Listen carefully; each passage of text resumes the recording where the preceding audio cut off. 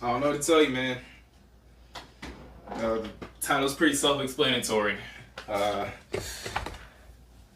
finally thought I'd come out and just lay it all out there, man. I am obsessed, addicted, infatuated with white women. Now, if you're watching this, I want you to do me a favor. If you're playing it out loud on the TV or on your computer, maybe even on your phone, don't play it out too loudly because it's still snow bunny season. And I'm hunting wabbits. I love white women so much. They're amazing. I just can't get enough of them. If you put a picture of like Margot Robbie in front of me right now, I might just... Are y'all niggas happy now? Is that really what y'all wanted? All that shit was a lie.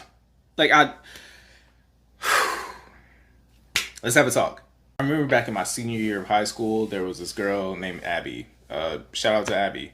She was a freshman, sophomore at the time, one of the two. And she was a friend of a friend. And, she was telling me, I really want to go to prom this year. I think it would be really fun. Thing is, the only way that freshmen and sophomores could get into prom is if they were invited by a junior or a senior. And since, I was coming off of a breakup and I was holeless and sad, I thought, I might as well just take this girl with me. I do a cute little invite, a little promposal to her and stuff. Granted, it wasn't really much of a romantic backing behind it. I made it all cute or whatever just for show. I wasn't really that tied into the girl. You know what I'm saying? She was cool people. But fast forward, a few days out from when prom is supposed to be, one of my homegirls, Jamie, shout out to Jamie, you're not gonna see this. I'm pretty sure I'm blocked on stuff because you're engaged now. But that's besides the point. She's at a hair salon the same day that my mom is at a hair salon. My mom recognizes Jamie. She's like, oh my gosh, hey, how come you aren't going to prom with my son? And Jamie's like, oh, well, your son didn't ask me to prom. He asked this white girl instead. So from there, my mom comes home and she's like, oh, well, you could have been going to the prom with a queen, but now you're in there with a Becky. And from that point on in my life, with her as well as a good portion of the rest of my family, I just got personified to be this fucking winter soldier.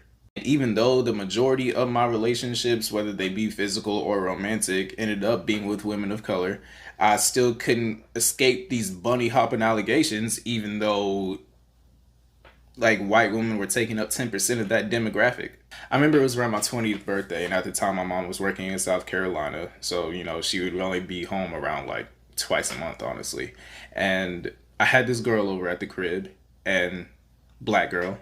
My mom decides to surprise me over the weekend and, come home early and, spend the weekend with me and celebrate my birthday and all that good stuff. She walks in, sees a black girl, and is just doing fucking somersaults. It's, oh my God, what's your name? How long have you known my son? Do you want to come to brunch with us Sunday to celebrate his birthday? Mind you, my mom barely knew this girl at this point.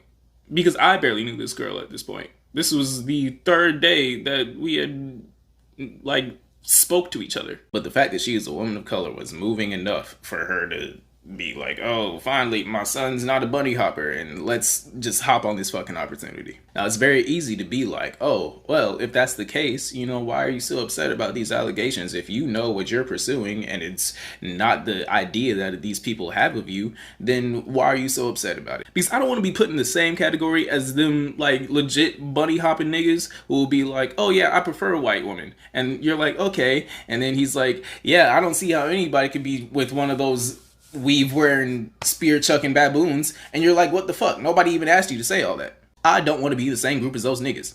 Because I'm not in the same group as those niggas. Because I love black women. Water, black women, and food are my three favorite things on earth. And yes, in that order. But somehow, some way, that's going to get discredited too, because my last video was me, apparently disrespecting Nicki Minaj, and since I didn't like that garbage-ass song that she made, people were calling me a mop-headed crybaby piece of shit in the comments. So, apparently, let me just tell y'all what the real issue is. It is not that black men are just by and large playing in the snow, because in actuality, that isn't the truth. 82% of black relationships are black on black.